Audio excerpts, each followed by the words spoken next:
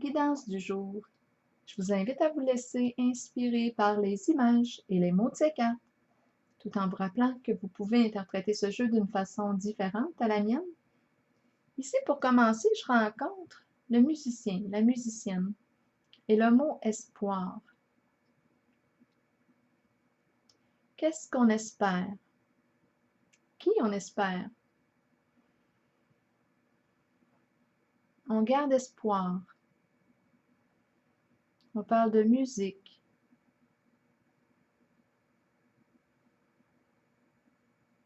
L'artiste.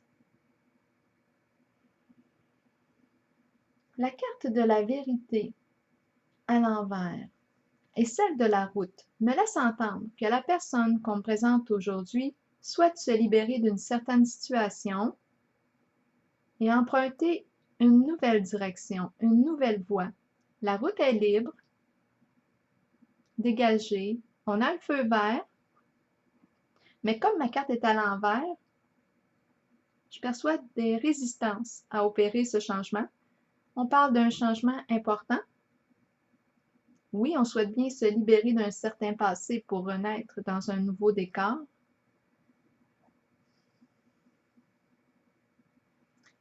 Mais on n'est peut-être pas tout à fait prêt ici. Il y a des résistances au changement. Cette carte nous invite à prendre le temps d'évaluer ce qui a été vécu, en tirer des leçons avant de faire le changement. Là, j'ai plutôt l'impression qu'on reporte tout ça à plus tard. On n'est peut-être pas prêt là, à faire face à la musique. Poursuivons avec la carte de l'harmonie à l'envers et celle de la tortue. Avec la tortue, je perçois l'être seul qui avance sur son chemin et qui est probablement rendu à la croisée des chemins. La carte de l'harmonie nous parle d'une décision à prendre, un choix à faire, un choix difficile à faire concernant un certain lien, une relation. On peut parler de relations d'amitié, relations amoureuses, partenariat. Mais en ce moment, on hésite, on est ambivalent, confus aussi. Cette autre personne qui l'accompagne, on me la présente comme une personne qui a les habilités pour transmettre ses connaissances. Je pense aussi que c'est une personne qui aime apprendre. On nous dit ici que cette personne peut être naïve. On pourrait abuser d'elle parce qu'elle ne le voit pas. C'est facile, comme le dit l'expression, de lui passer un sapin.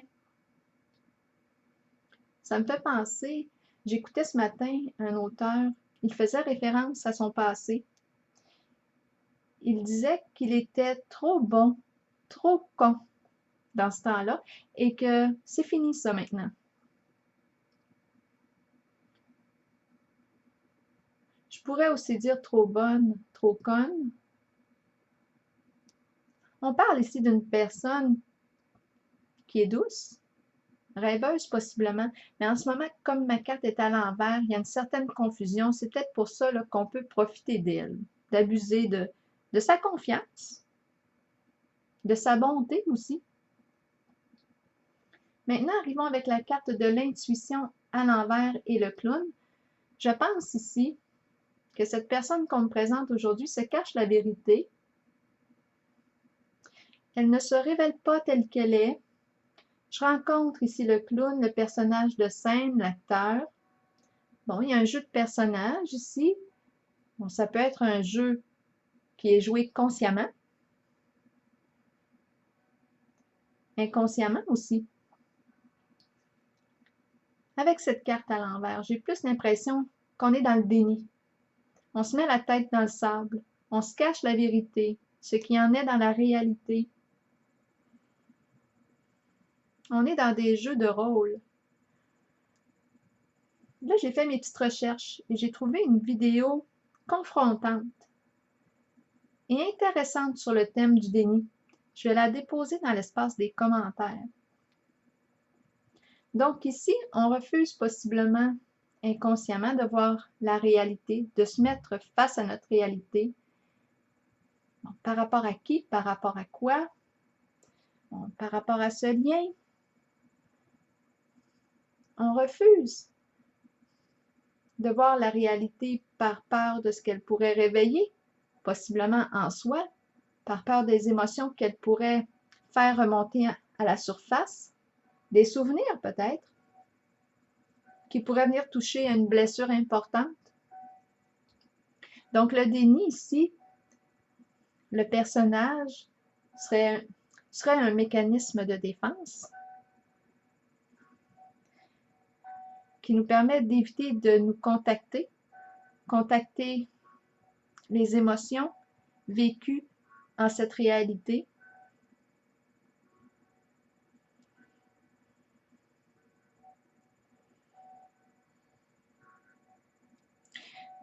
Je ne sais pas si je vous ai mentionné la carte de la solitude qui est en arrière-plan, qui invite à prendre un temps de recul, de réfléchir ici à la situation dans laquelle on est. On doit prendre une pause, se retrouver, prendre un temps de recul pour réfléchir à notre réalité. J'ai pigé 3 autres cartes de mon oracle de l'âme intuitive.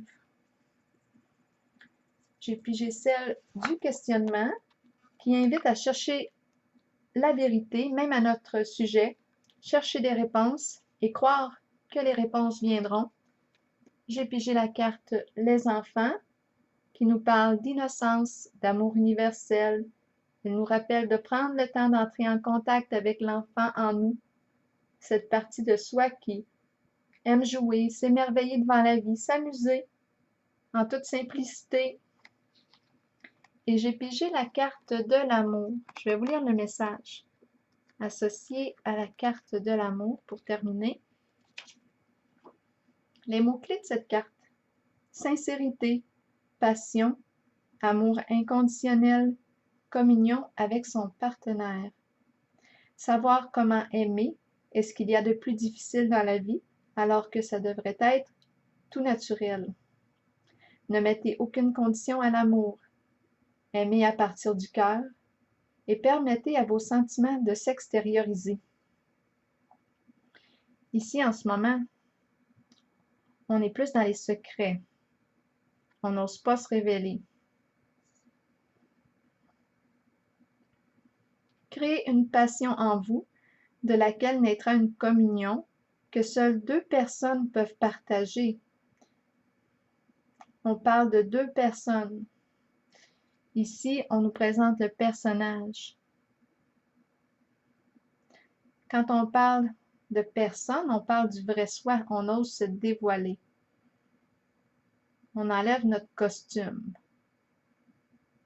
On se révèle tel que l'on est. Tandis que le personnage est caché sous son costume.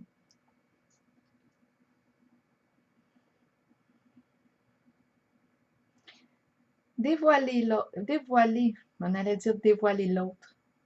Dévoilez l'amour pour les autres qui habitent votre cœur. Laissez ces derniers libres sur le chemin qu'ils ont besoin de suivre pour l'évolution de leur âme. Faites preuve d'amour inconditionnel pour votre famille, vos enfants et vos amis. Sachez qu'en ce moment, vous pourriez accueillir un nouvel amour ou redécouvrir un amour caché qui avait peut-être été repoussé. Aimez de tout votre cœur, entièrement, avec l'intention d'être aimé en retour. On parle d'amour réciproque. Alors voilà. Je prends la pause ici et je vous souhaite une excellente soirée. Au plaisir.